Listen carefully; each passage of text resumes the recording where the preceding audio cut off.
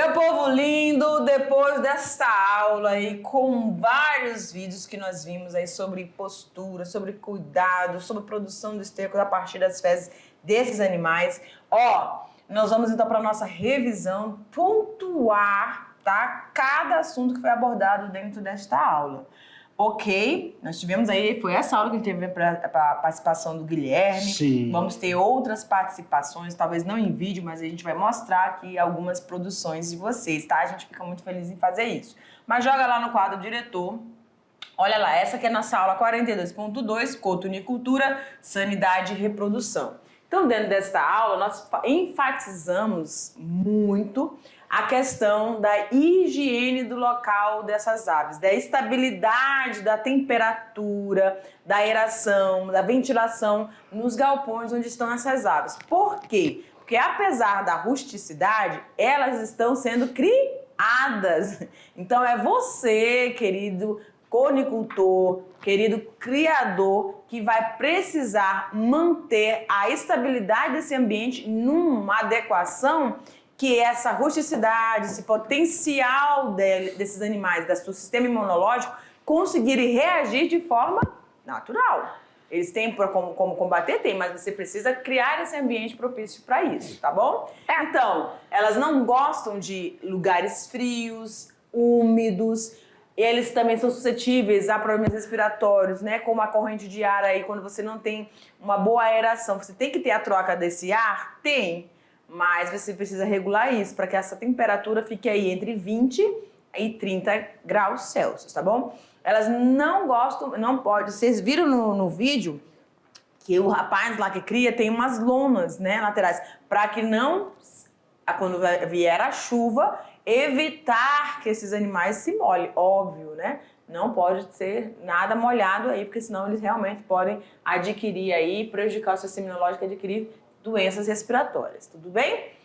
A gente falou também sobre a importância da vacinação. Em toda e qualquer criação, você precisa dessa intervenção, né? E no caso delas, você faz a vacinação para evitar as doenças Newcastle e a coriza, que é muito comum nas aves, tá bom? E você vai fazer aí a aplicação entre os 21 dias de vida desse animal e vai repetir essa dosagem aos 45 dias.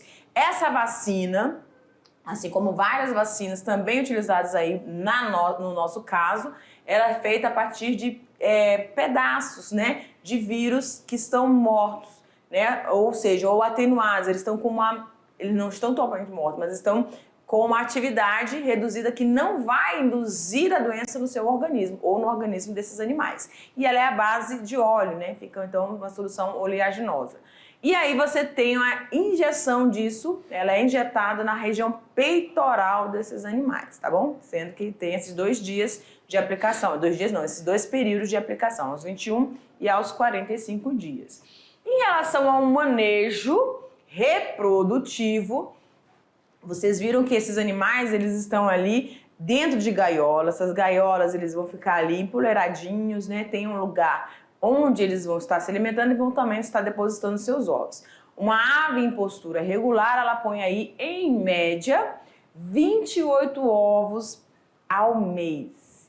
E aí, durante um ano, há uma queda dessa produção. E as fêmeas deverão ser vendidas. A gente falou aí que são uma fêmea, né, professor? Para 5, um macho para 5 fêmeas. Isso. E aí o professor acentuou que tem que ter aí as 3, pelo menos isso, nas 3 famílias, né? E tem pessoas que colocam um macho para 2 e um macho para 3. O indicado é um macho para 5. Mas não está errado um macho para 2 e um macho para 3. Tá certo. Tá bom? Tá certo.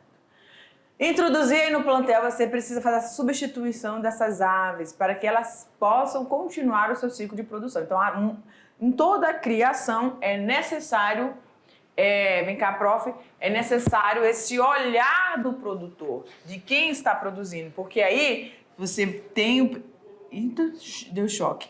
Você tem o período certo para estar fazendo essa substituição. A pessoa tá dando choque, meu irmão. Não me encosta.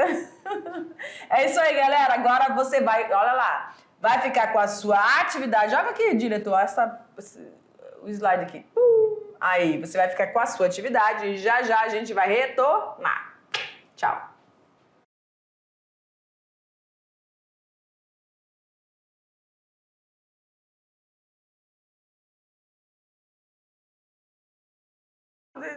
É isso aí, galera. Agora, nossas questões para tirar a dúvida. Eita! A gente pode ter questões assim. Fechadas. Então, galera, se tiver questão fechada, não se preocupe. Como nós vamos fazer? Nós vamos fazer leitura do texto. Depois que nós finalizarmos a leitura do Eu não texto, estou encostando, não. nós vamos verificar qual alternativa está correta ou não. Qualquer dúvida, a gente volta no slide. Se aparecer alguma questão aberta, a gente vai ler a resposta. Se não tiver igual, idêntico, não se preocupe. Tem que contemplar. Por isso que a gente sempre mostra a resposta e comenta a resposta, não é isso, Tatá? Então vamos lá, diretor, aumenta a tela aí para nós. Gente, na questão de número 1, descrito como um segmento dentro da avicultura destinado à criação de codornas, seja para fins lucrativos ou até mesmo para o consumo próprio. Quais os produtos e insumos que são apontados, que foram apontados durante a aula para este tipo de criação e o nome específico desta modalidade de criação? Essa questão, professor Jefferson, é aquela questão assim de ponto de atenção, para ver se o aluno de fato ele está acompanhando a aula nos seus detalhes, tá bom? Por quê? Por quê? Quando eu crio esse tipo de ave, no caso as codornas, eu tenho uma nomenclatura para essa criação, assim como estruticultura, assim como vinocultura, vinocultura, capinocultura. Então, para cada uma delas eu tenho uma terminologia. Às vezes a gente fala, eu sou criador de tal coisa, mas você não sabe o termo técnico. Então, olha só, Tatá, eu não lembro muito o produto, mas eu lembro o termo técnico. Exemplo, estruticultura é criação de avestruz. Então, aonde tiver estruticultura, a gente já corta, não é isso? Isso. Ó, tá errado, eu vou subir onde está o erro. Estruticultura é avestruz. Cunicultura é coelho. Então, agora, estruticultura de novo, avestruz. Ficamos aí somente com duas alternativas. Cotonicultura A ou cotonicultura D. Só que eu não lembro, Tatá, quais são os produtos. Então, cotonicultura é produção de codorna. Certo. O quê? Codorna. Então, quais são os produtos que a codorna dá? A codorna dá leite? Não. A codorna não dá leite. Não dá leite. Então, pronto, nós temos aí carne, ovo, sim, por quê? Porque codorna é dupla aptidão. E aí tem o esterco. O legal é que durante a aula a gente falou mais de ovos e carne, mas no vídeo a gente falou que esse criador, no caso, ele também trabalha com esterco. Né? Isso é muito importante, então, porque é uma outra renda, né? É o subproduto dela. Então nós temos aí o quê? Como resposta alternativa D. Muito bem. Questão de número 2. Quais os aspectos que devem ser considerados no manejo reprodutivo quanto à proporcionalidade entre machos e fêmeas? Lembra, Tatá? Alguns criadores colocam aí um macho para 2 fêmeas ou um macho para 3 fêmeas. Só que isso não está errado. O indicado para manter essa rusticidade, para manter a produtividade, para manter essa carga genética do animal, é de um macho para 5 fêmeas. E às vezes Só que tem que ter uma quantidade. Qual quantidade? Um macho para 5 fêmeas é uma família. Se colocar um macho para 2 fêmeas, é uma família. Indica-se 3 famílias. Vamos ver a resposta? Aí, ó, essas aves se acasalam ao longo do ano todo. O ano todo. A proporção é um macho, vamos lá. Aí a gente lembra daquela... Um macho para 5 fêmeas. A gente lembra daqueles... Isso não tá... Oi, fala. A gente lembra daqueles 45 dias, elas entram em período de a partir dos maturidade 45, muito rápido, né? precoce. Então já pensou, elas entram mais rápido, então elas vão ficar acasalando. Né? Aí a gente coloca assim, ó, um macho para 5 fêmeas. Mas se tiver algum produtor com um macho para 2, um macho para 3, tem só fazer o revezamento dessas famílias. Então, se a gente for ver o quantitativo para iniciar uma criação, são 3 machos e 15 fêmeas. Tudo bem? Mas vale lembrar que o macho deve ficar um intervalo de 12 horas com a fêmea. E depois descansa 24 horas para não ocorrer o acasalamento com outra fêmea. Então nós temos... Aí tá separadinho, né? Ele fica ele, no quartinho, no ambiente. ele tem que ficar com uma fêmea, acasalou, descansa, vai com a outra fêmea. Acasalou, descansa, vai... Aí sim, a fêmea fertilizada. Então, não é para deixar o macho com as 5 fêmeas juntas, senão você não tem esse controle. Sim, verdade. Tá bom? Perfeito. Olha como é que é interessante na criação, né? Você tem que ter, desde o início até o fim, tem que estar acompanhando todo o processo. Porque se você vacilar no... Como a gente falou no É igual... Tu viu o Guilherme? O Guilherme falou, olha, a genética, a nutrição está relacionada à genética, uma boa genética. Até na hora que ele está pegando o touro para cruzar com as novilhas, para se transformar em vaca, ele tem uma tabela falando. Ele tem um touro, pegou aquela novilha. Se ele tiver outro, pegou outro. Se ele trabalha só com um touro... O controle faz parte... Aí ele fala assim, na verdade o touro, a gente não deixa ele montar. Você seleciona, você pega o esperma dele e você faz um sincronio de cio. E aí, no máximo, uma bisnaga dá para 10, 12 fêmeas. Dilui, né? Tem a diluição. Tá? É diluição e são feitas em duas aplicações. Tá? Então isso é mantido como? Na ave, se a ave a gente não consegue controlar. Fazer Tem isso. que ter Então separação. tem que ter essa separação. Certo, o tempo é muito importante. Dentro da questão 3, a coturnicultura é a prática de criação das codornas. E seu manejo, assim como em outras aves, exige cuidados específicos. No manejo reprodutivo, qual é a recomendação no trato de codornas que já estejam fertilizadas? Olha lá, galera. Que elas fiquem distante do macho. Fertilizou já? Pois sua cantada, eles vão ficar insistentes, as cantadas, a investida, né? Pode estressar a ave que acaba prejudicando a sua produção. Isso aí pode provocar briga. Então você viu que ocorreu o acasalamento, separa. E aí você já deixa a codorna separada, ele separado por 24 horas e depois você vai colocar ele com outra codorna. Então, codornas fertilizadas não entram mais em contato com o macho. A quarta questão. Após a limpeza e a organização dos ovos... É verdade, que essa daqui tem, né? A limpeza das outras que não tem. Qual o ambiente ideal para... Tu deu uma parada. Qual o ambiente ideal para o armazenamento? Também um detalhe, né? Além dessa aqui limpar, você tem que colocar um refrigerador. Isso. Olha lá.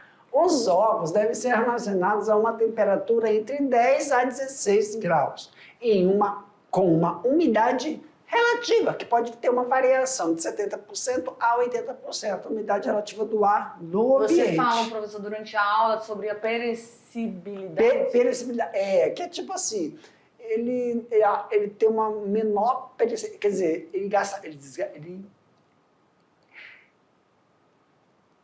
como é que eu chamo? É perecibilidade, que significa... Que vai estragar. Ele estraga muito fácil, muito rápido.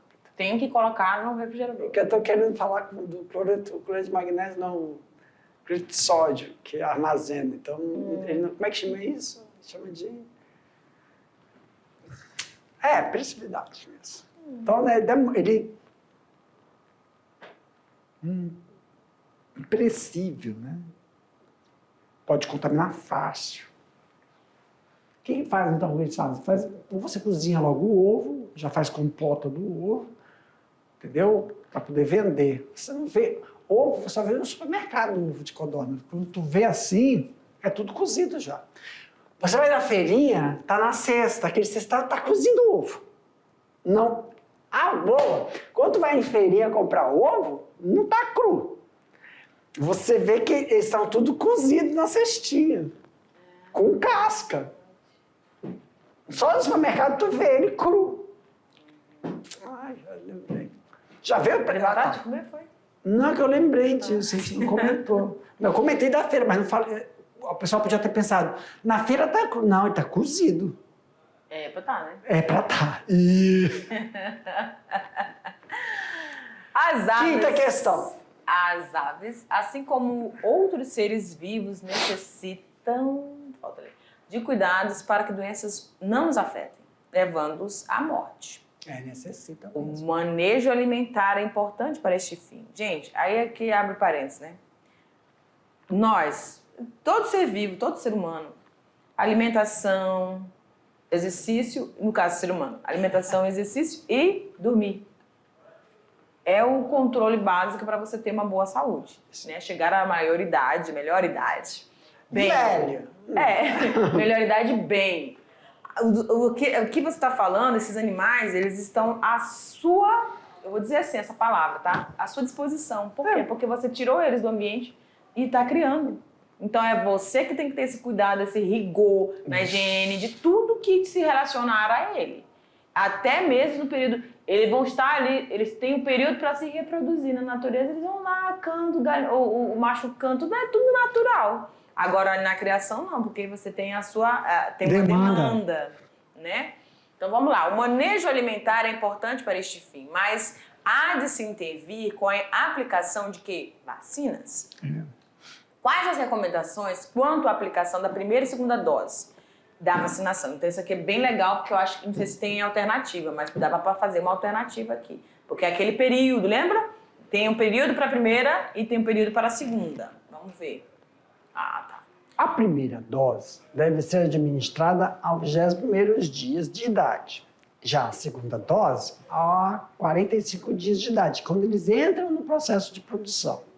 Vacina é constituída de vírus atenuado ou morto. É uma vacina oleaginosa que é aplicada no peito do animal. Então, isso demanda de quê, Tatá? Mão de obra.